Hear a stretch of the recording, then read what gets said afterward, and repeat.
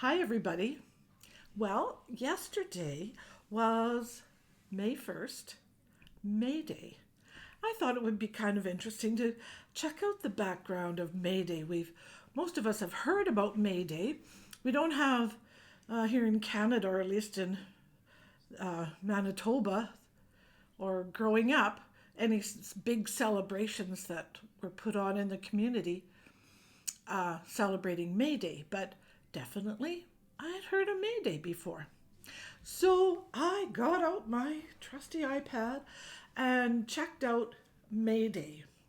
Well, my first effort got me to May Day, meaning this is kind of whatever. In 1920, in the 1920s, there was an Englishman in London. His name was Frederick Stanley Mockford. He worked at the London airport, and there was apparently quite a few planes flying back and forth between London and Paris back then, and he was tasked to find and come up with a distress signal for in case planes were in trouble going between London and Paris.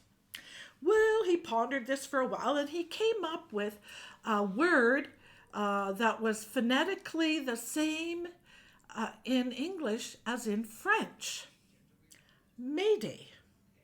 So it's easy for those speaking English to say Mayday. That would, Mayday, perfect.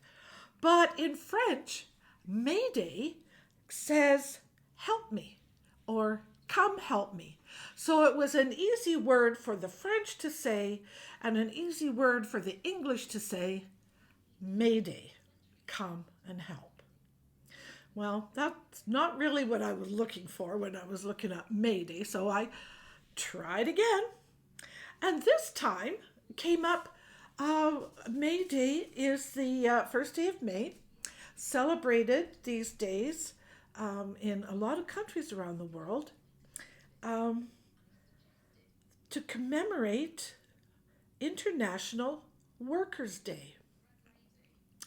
Back in 1886, when the workers in Chicago had just decided they'd had enough of capitalism and being worked and worked and worked so many hours out of the day, and maybe other issues that they were concerned about, working in factories and all of that sort of thing. They wanted to promote, and they were demonstrating, they got a rally together to shorten the workday to 8 hours. They felt that 8 hours of work, 8 hours of recreation, and 8 hours for sleeping was probably the best way to go to have a happy work environment. So they put on a rally and they were meeting in, they call it the Haymarket area in Chicago. Well, of course, as we've seen often, too often, somebody brought some dynamite to the rally, and of course, this dynamite exploded, and well, here we go, a riot in the streets. So that was sort of the kickoff for the, International Workers' Day. So that in 1888, in Paris, again in Paris, there was another international sort of meeting and getting together to rally forth and to remember the Chicago incident. And that's when they started the actual May Day recognition for the workers' union, I guess, the starting off of workers' union. But that's that's a sort of a recognition of May Day. Still, not exactly what I was looking for May Day. So finally I found May Day. It's an old, ancient Celtic festival marking the coming of spring. Now, May 1st is exactly halfway between the equinox and the summer solstice. Somehow back the Celts, they found out that's when the day was halfway between, and they used May 1st as the official first day of summer. And they celebrated and they danced and they gathered flowers and they partied. And some areas they had bonfires, and it was a real big deal to have May Day. That's when the cattle were put out to pasture. They gathered flowers in and branches and made wreaths and hoops and put them on, the kids would put them on their hair and hang them on doorknobs. Now, the livestock was even decorated with flowers. It was a big deal. They started even dancing around a maypole. Now, we've heard of the maypole. So, like Christmas time, then we go out and get the Christmas tree in the dark of winter and decorate it with lights.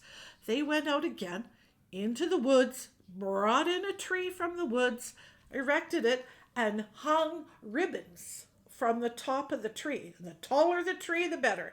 And ribbons down, and the children danced around, weaving the maypole. And whichever town had the tallest maypole was the winner, I guess. But whatever, it was part of the May Day celebrations. The Puritans, when they came, then now we're moving to North America, and world time is marching on. And the Puritans, when they came to North America, they said, no, negative. We're not doing the maypole. We're not celebrating May Day. They had some sort of, I don't know, reason that it was not suitable. Now, back in the time of the Cayley, or back in the Scottish days, somewhat like a Cayley that a lot of us know about, they would include plays and Scottish dancing and Morris dancing and singing and music. That was again, like I said, a big part of the May Day festival. A May basket. I'd never heard of a May basket, but apparently in some areas, even right till today, there is a May basket where they come and get, and particularly yellow flowers for some reason, and put them in a basket and hang them on a doorknob or put them on the front step and knock on the door, and like a knock knock run, I guess, nearly. And they shout out, Mayday, and run away. And then somebody would come to the door, and there were these flowers on the front porch of left by someone who loves them. Now, it might have been children sending something to their teacher or to their grandma or something. And sometimes it was for a gentleman that wanted to sort of impress his sweetheart.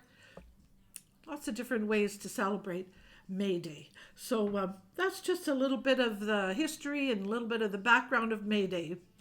Call for help, International Workers' Day, and the first day of summer.